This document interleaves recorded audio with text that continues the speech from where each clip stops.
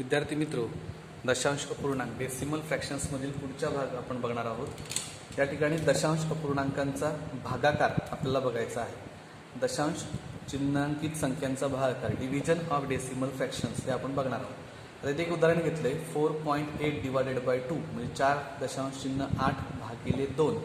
तर भागाकार करायचा पहिल्यांदा आपल्याला काय करावं लागेल, तर याचं रूपांतर आपल्याला व्यवहारी अपूर्णांकामध्ये करावं लागेल। म्हणजे 4.8 डिवायडेड बाय 4.8 आहे, म्हणजे या दशांश चिन्ह आपण काढून टाकलं तर 48 डिवायडेड बाय 10 48/10 अशा प्रकारे ती संख्या तयार होईल।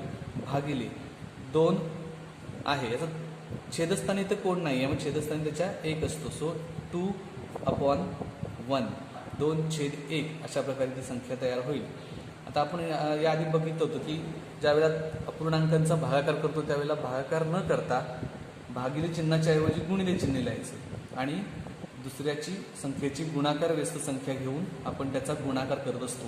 म्हणजे 48/10 write multiplication sign instead of division sign and write the reciprocal of second number. दुसऱ्या संख्येची गुणाकार व्यस्त संख्या लिहायची आहे। 2/1 ची गुणाकार व्यस्त संख्या आहे 1/2। आता यांचा गुणाकार अंशस्थानीचा गुणाकार अंशस्थानी येतो आणि छेदांचा गुणाकार छेदस्थानी येत असतो। पण त्याच्या अगोदर आपण संक्षिप्त रूप जातं का हे आपण पाहूया। तर 2 ने 48 ला भाग जाईल, बे एके बे, बे दुणे 4, बे चौक 8 म्हणजे 24 दुणे 48।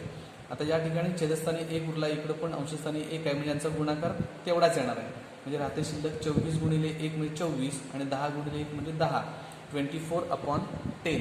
आता याचं रूपांतर पुन्हा दशांश अपूर्णांकामध्ये जर आपण केलं तर या ठिकाणी 10 आहेत म्हणजे 1 0 आहे, म्हणजे इकडून एक जागा सोडून दशांश चिन्ह द्यावं लागेल। म्हणजे 2.4 एवढं त्याचं उत्तर येईल। 2.4 अशा प्रकारे त्याचं उत्तर येईल।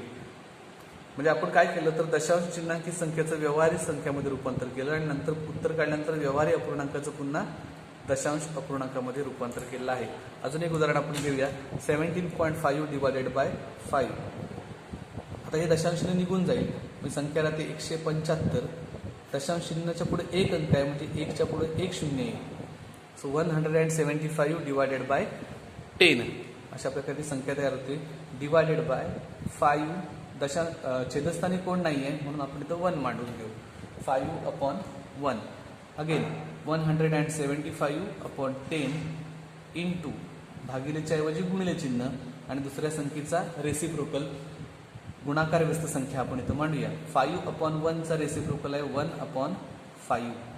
175 इंटू 1 अँड 10 इंटू 5 असं पण करायला लागेल, पण याआधी संक्षिप्त रूप जातं का बघायचं तर 175 ला 5 ने डिवाइड होईल, म्हणजे ह्या 5 ला 5 ने डिवाइड केलं तर 1 येते उत्तर आणि याला जर 5 ने भागलं तर 5×3 15 उरले 2 25 5×5 25 35 ही संख्या मिळते 35/10 35/10।